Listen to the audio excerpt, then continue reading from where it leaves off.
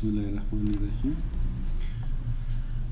موږ ستاسو درس نن پروټیکټ مطلب ساتنه کول یا محافظه کول د یو فایل. غواړئ چې یو فایل پروټیکټ کړئ چې څوک پکې تغییرات را نشي راوستلی یا محدود تغییرات راوستلی شي، نو په هغه صورت کې موږ تاسو له پروټیکټ نه استفاده کوو. نو که غواړو چې محدود یې کړو پروټیکټ نه استفاده کوو. مثلا که زه یو راپور یا یو کتاب ولرم، زه غواړم چې دې فایل کې څوک تغییرات را نشي وستلی یا محدود تغییرات راوستلی شي، په هغه صورت کې موږ پروټیکټ کلیک کوو. ریسټریکټ ایډیټینګ چې کلیک کوو، په دې کې موږ سره دوه آپشنان دي، یو فارمټینګ ریسټریکشن ده او یو ایډیټینګ ریسټریکشن ده. فارمټ رنګو، فاونټ، کلر او سایز دغه شیانو ته فارمټ ویل کیږي، او ایډیټینګ تغییرات راوستلو ته ویل کیږي. نو که موږ فارمټ ریسټریکټ کوو، محدود کوو یې، دا یو کلیک کوو، او که تغییرات ریسټریکټ کوو یا تغییرات محدودوو بیا دا یو کلیک کوو. که دواړه غواړو دواړه کلیک کوو. مثلا که زه صرف فارمټ ریسټریکټ کوم، دا به ټیک مارک وکړه، چې دا ټیک مارک دا بټن به فعال شي، یس سټارټ انفورسینګ پروټیکشن، دا به کلیک کوو. یو پاسورډ به ورکړو، داسې پاسورډ ورکړو چې زموږ ستاسې په یاد وي. کله چې بیرته غواړو چې بیا فارمټ پکې وشي، باید بیرته یې انلاک کړو، همدغه پاسورډ ورکړو، بیا موږ تاسې کار پکې کولی شو. که پاسورډ بل وي یا له ذهنه وتلی وي، په هغه صورت کې بیا نشو کولی. اوس زه دا ریسټریکټ کوم. اوس که موږ تاسې راشو ګوره، نو موږ تاسې نشو کولی چې یا فاونټ کلر یا سایز یا کلر یا الاینمنټو دا شیانو کې تغییرات راولو تر هغه وخته تر څو موږ بیرته دا پروټیکشن سټاپ کړو.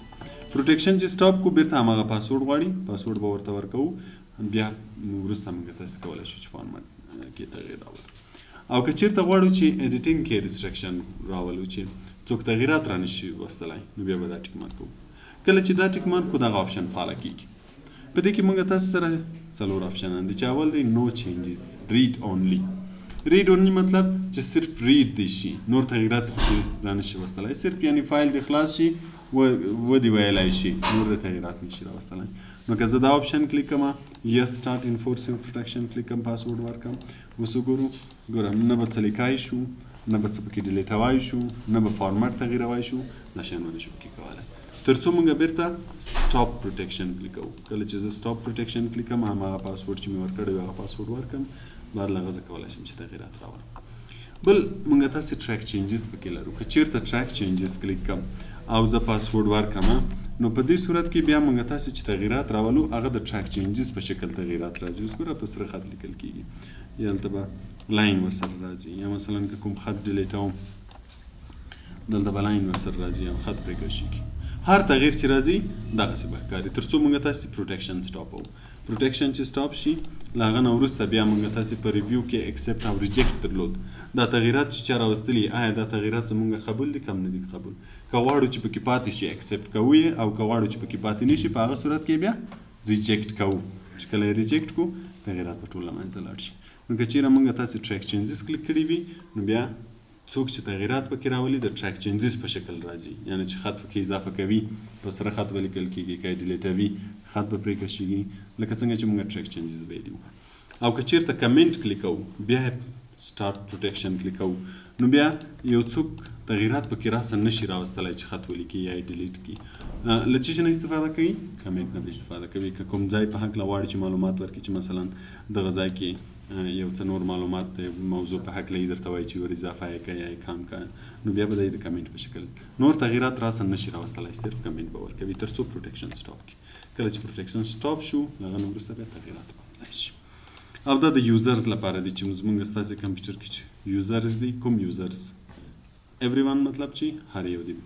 ریسټریکشن ولري او کار دې پکې نشي کولی، دې ته پروټیکشن وایي. پروټیکشن باندې پوه شوئ؟ سوال خو به نه لرئ. بیا ځو ویو منیو ته. د ویو معنا لیدل، چې دا صفحه زموږ ستاسې په دې کې اول ویوز دي چې زموږ صفحه سره هم ښکاره شي. که چېرته زه ډېرو صفحو کې خط ولرم، مثلا دویمه صفحه یو 3-4 صفحو کې خط لرم، اوس فعلا چې کلیک ده پرنټ لی آوټ کلیک ده. موږ تاسو چې همیشه کار کوو باید پرنټ لی آوټ کې کار وکړو، ځکه چې پرنټ لی آوټ کې موږ ته د صفحې څلور اړخه ټول معلومیږي، همیشه ټاپ، لیفت، رایټ او د سکرول په ذریعه کولی شو بینئ بوټم، دویمه صفحه، دریمه صفحه، ټولې صفحې ټول مشاهده کړای شو. نو که چیرته موږ تاسو کار کوو په هغه صورت کې که موږ تاسو پرنټ لیاوټ نه استفاده وکړو نو موږ ته به د صفحې ټول کونجونه معلومیږي او ښه ایډیټینګ به کوای شو. نو د کار په وخت کې همیشه پرنټ لیاوټ نه استفاده وکړئ. بل ریډ موډ که چیرې موږ تاسو ریډ موډ کلیک کوو نو دا وینئ د ریډ لپاره استفاده کیږي. مینیوز او ټول بارز دا شان به ټول هایډ کیږي او موږ تاسو ته د یو صفحې په شان که چیرته سکرول بار کلیک کوو دویمه صفحه او دریمه دا به هم بیا راته معلومیږي. ریډ موډ صرف د ریډ کولو لپاره د ویلو لپاره موږ تاسو استفاده کوو. که اسکیپ بټن ووهو بیرته به ختم شي. او که چیرته ویب لیاوټ کلیک کوو ویب انټرنیټ پیج ته وایي نو که موږ تاسو غواړو چې د انټرنیټ پیج په شان ښکاره شي لکه څنګه چې موږ تاسو فیسبوک لرو فیسبوک چې سکرول بار یې څومره لاندې راکشوي شیان ښکاره کیږي خو صفحه په صفحه نه ښکاره کیږي چې دا څو صفحې دي که نه. نو که چیرته موږ دلته ویب لیاوټ کلیک کوو نو موږ ته به هم په همدغه شکل باندې صفحې ښکاري نه چې څو صفحې دي د ټولو صفحو خطونه به همداسې نږدې نږدې سره ښکاري. اوس دلته ګوره موږ تاسو ته نه معلومیږي چې دا ټول څو صفحې دي خو که چیرته ډېر زیات صفحې وي مثلا هر صفحې کې یو څه خط لیکلی وي نو موږ تاسو به ټول نږدې ښکاره شي او ټول به ویلی شو او هره صفحه به جدا جدا نه راته ښکاري. که چیرې پرنټ لیاوټ کلیک کړو بیرته به پرنټ لیاوټ ښکاره شي. بل موږ تاسو سره ډراپ ده. ډراپ هم تقریبا ویب لیاوټ غوندې هره صفحه جدا جدا نه ښکاره کوي ټول یوې صفحې غوندې ښکاره کوي. که چیرې موږ تغییرات پکې راوستل کوم ځایو کې ویلو لپاره به هم اسانه وي د بعضو تغییرات راوستلو لپاره چې مثلا سپیلینګ ګرامر یې وګورئ یا یې ووایئ هم به راته اسانه وي. نو دا ډراپ شو. بل آوټلاین چې موږ تاسو استفاده کوو آوټلاین به همیشه د هیډینګز لپاره استفاده کیږي. یعنی کله چې موږ تاسو فهرست جوړو موږ ویل چې باید هیډینګز ولرو که نه نو د هیډینګز لپاره د آوټلاین هم اسانه لار ده او هم که چیرې زموږ ډاکومنټ کې هیډینګز موجود وي هم موږ هیډینګز کې ډېر په اسانۍ سره تغییرات په آوټلاین کې راوستای شو. مثلا که زه هیډینګز ولرم یو هیډینګ به دلته جوړ کړم وینډوز هیډینګ تر اوسه نه اپلای کوم موږ کولی شو چې د آوټلاین له لارې په دې هیډینګ ډېر په اسانۍ سره اپلای کړو. مثلا په دې صفحه کې یو بله موضوع لرم د اکسل په نوم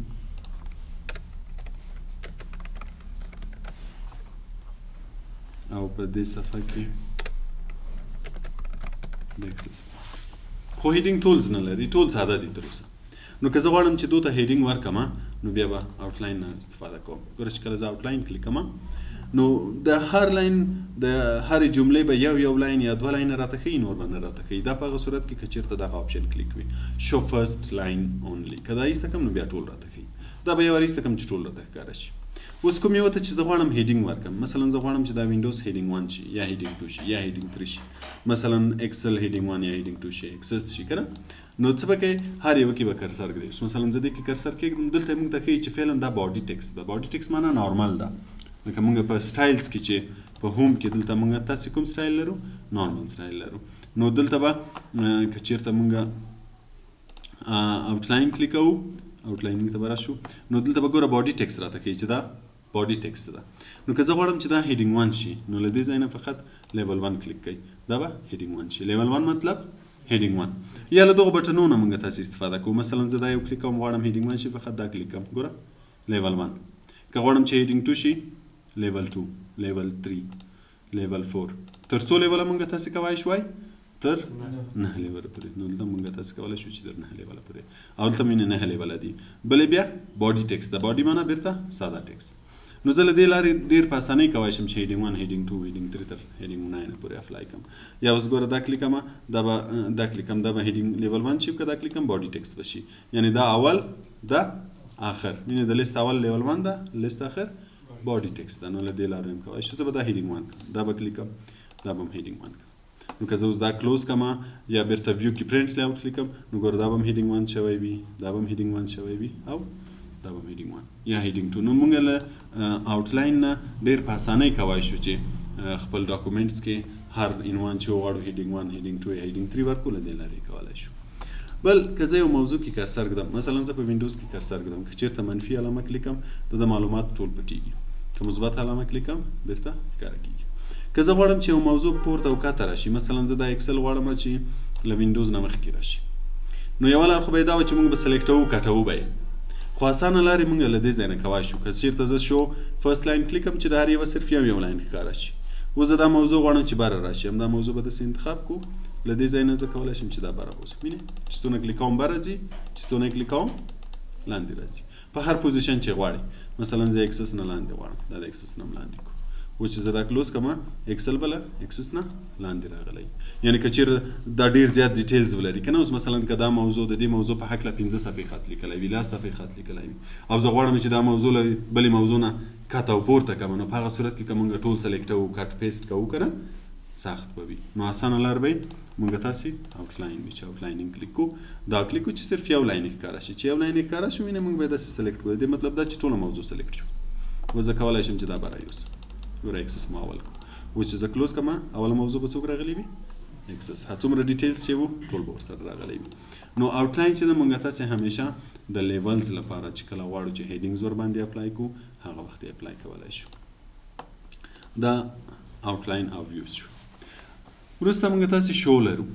شو هم ښکاره کېدو ته وایي چې کوم شی شو شي کوم شی شو شي اوس ګوره رولر ټیک مارک ده نو رولر چې ده شو ده ښکاره کېږي که یې ایسته کړو ایسته کېږي وایي که یې کلیک کړو بېرته به راځي ګریډ لاینز موږ تاسې مخکې هم ویلي وه چې صفحې کې وینې ګریډ لاینز راشي دا خانې خانې که غواړو چې ګریډ لاینز ښکاره شي کلیکوو یې که غواړو چې ښکاره نه شي ایسته کوو نیویګیشن پین که کلیکوو دغه شي ته نیویګیشن پین وایي دې کې موږ تاسې هیډینګز هم لرو پیجز هم لرو ریزلټ هم لرو اوله هیډینګز کې چې دلته موږ تاسې څومره هیډینګز ولرو لکه اوس ګوره اکسس لرو وینډوز لرو او اکسل لرو نو که زه په هر هیډینګ کلیکوم هماغه هیډینګ به دلته راسن ماته ښکاره کېږي که چېرې اکسل کلیکوم اکسل به ښکاره کېږي نو که چېرې موږ یو ډاکومنټ ولرو چې پکې ډېر زیات هیډینګ وي نو دغه نیویګیشن پین له لارې به موږ تاسې ډېر په اسانۍ کولی شو چې یوه هیډینګ نه بل هیډینګ ته لاړ شو مثلا یو موضوع په کار وي اکسس نو که چېرې زه د سکرول بار له لارې داسې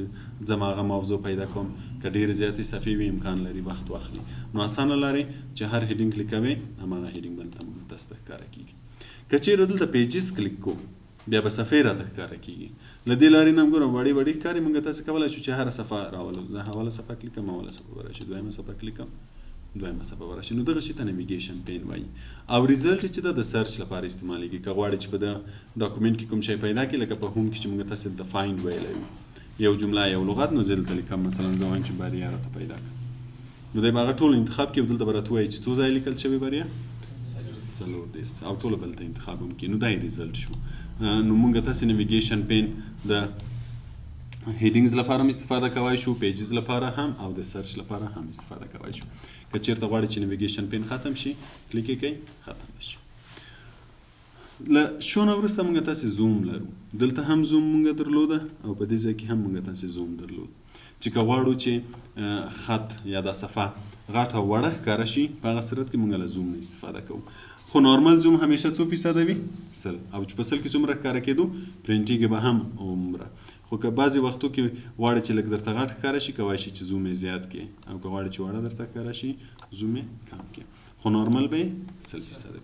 دلته که چېرې موږ تاسې زوم کلیکوو یو ډایلاګ باکس خلاصېږي یو باکس خلاصېږي چې په دې کې درته وایي چې څو فیصده غواړې چې زوم یې کړي فعلا پکې 100% کلیک ده که زه غواړم چې 200% زوم شي کلیک یې کړه اوکې یې کړه 200% به زوم شي دلته به هم ګورئ 200% خپله چینج شي یا له دې ځای نه هم کلیکولی شو تر څو دا راشي مثلا ورته وایم چې 50% دې شي یا دلته خپله هر څو عادت چې غواړو ویلیکو هغومره فیصده موږ یې زوم کولی شو کم او زیات یې هم کولی شو که چېرې پیج بیټ کلیکوم اوکې کوم یې نو د صفحې په اندازه به یعنې د صفحې دا سر او دا سر به د سکرین په مطابق راته ښکاري ګوره دا سر او دا سر د سکرین مطابق که چېرې موږ تاسې پیج بیټ کلیک کوو په زوم کې پیج که ټکسټ بیټ کلیک کوو بیا به دا خط د سکرین په اندازه راته ښکاري ګوره مخکې چې به د صفحې سرونه ښکارېده لیفټ ټو رایټ اوس صفحه ده خط په اندازه ښکاري چې خط له کوم ځای نه شروع ده په کوم ځای ختم ده صفحه همغومره راته ښکاري او بل په دې کې هول پیج ده چې ټوله صفحه درته ښکاره شي هم سر لیفټ رایټ او ټاپ او بوټم ملټي پیجز چې 2 صفحې درته ښکاره شي او که چېرې موږ تاسې دلته مینی پیجز کلیک کوو مطلب چې څومره صفحې لرم ټولې راته وښایي یا له دې ځای نه موږ تاسې کولی شو چې ورته وایي 2 صفحې راته وښایي 3 صفحې راته وښایي خو که چېرته مینی پیج کلیک کوو اوکې کوو نو چې هر څو صفحې ولرو ټولې به راته ښکاره کړي چې وګورئ چې ټولې څو صفحې لرم خو نارملې 100% دا زموږ ستاسې زوم شو پوه شوئ تر دې ځای مشکل خو به نه لرئ